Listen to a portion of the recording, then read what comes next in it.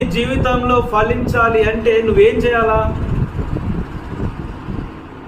Train ఎలాగైతే పట్టాల మీద నిల్చొని స్టడీగా ఉండి తన క్రమంలో తను ఉంటుందో, అదే రీతిలో నీవు ఎప్పుడైతే క్రీస్తునందు నిలిచి ఉంటావో అప్పుడు ఫలిస్తావు.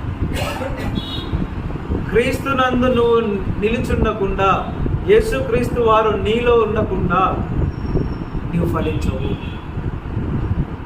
ప్రశ్న ఏంటంటే, ఫలించడం పక్కకు పెడితే అసలు నువ్వు క్రీస్తులో ఉన్నావా?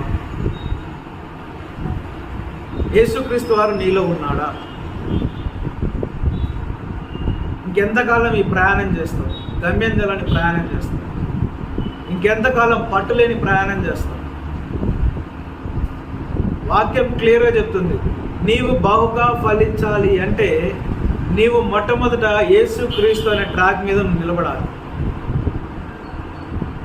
యేసుక్రీస్తు వారిలో నువ్వు నిలుచుండాలి. రెండో స్టెప్ ఏంటి? ఆ యేసుక్రీస్తు వారు నీలో నిల్చున్నారు.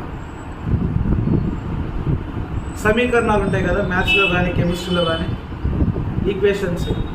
ఏదన్నా మనం ఒక మాలిక్యూల్ కానీ ఒక రసాయనం కానీ అల్టిమేట్గా ఒక ప్రోడక్ట్ తీసుకురావాలంటే రెండు రసాయనాలు కలిపేటప్పుడు మనం స్టెప్ బై స్టెప్ ఒక చిన్న మిస్టేక్ కూడా చేయకుండా పోతేనే అల్టిమేట్గా మనకు ఆన్సర్ వస్తుంది. C3 కాడ C2 పెట్టి H2O కాడ H1 పెడితే వస్తుందా ఆన్సర్? ప్రతి స్టెప్, ప్రతి మాలిక్యూల్, ప్రతి కెమికల్, ప్రతి ఎలిమెంట్ నువ్వు చాలా జాగ్రత్తగా దాని వెలాసిటీ, మాస్, దాని వెయిట్ ప్రతి ఒక్కటి నువ్వు క్లారిటీగా తెలుసుకొని ఎంత పరిమాణంలో నువ్వు ఎంత యాడ్ చేస్తే ఎంత రిజల్ట్ వస్తుందో నీకు అవగాహన ఉంటేనే. ప్రాక్టికల్స్ ఎందుకు జరిపిస్తారు? పని లేకనా? వైవాలో నువ్వు అడిగినప్పుడు ఏం చెప్పగలుగుతావు? ప్రాక్టికల్గా నువ్వు చేయలేకపోతే, ప్రాక్టికల్ చేసేటప్పుడు నీకు అవగాహన లేకపోతే వైవాలో నువ్వు ఆన్సర్ చెప్తావా? తెలియదు. వాకింగ్ కూడా అంతే. Conditional blessings, conditional salvation. నువ్వు క్రీస్తునందు ఉంటేనే యేసుక్రీస్తు వారు నీలో ఉంటారు.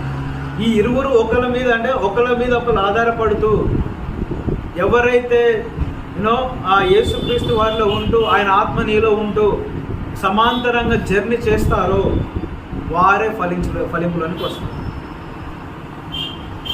అంటే దీని అర్థం యేసుక్రీస్తు వారిలో నువ్వు ఉండాలి, నీలో యేసుక్రీస్తు వారు ఉండాలి. అప్పుడు నువ్వు ఫలించడం స్టార్ట్ చేస్తావు. ఆ ఫలింపు నువ్వు ఫలించడం మొదలుపెట్టిన తర్వాత బహుగా ఫలింపులోనికి రావాలి. అలా ఎవరైతే బహుగా ఫలిస్తారో వారు ఏం చేస్తారు? తండ్రిని మహిమపరుస్తారు. ఆ తండ్రిని మహిమపరచడం వల్ల నువ్వేమవుతావు? శిష్యుడు అవుతావు. ఆ శిష్యులకే పరలోకం రాజ్యం. నువ్వు ఏ స్టెప్లో ఉన్నావు ఒకసారి జ్ఞాపకం చేసుకో. అంతకుముందు వాక్యం ఫస్ట్ లైన్లో వస్తుంది, చూసుకొని ముగించు.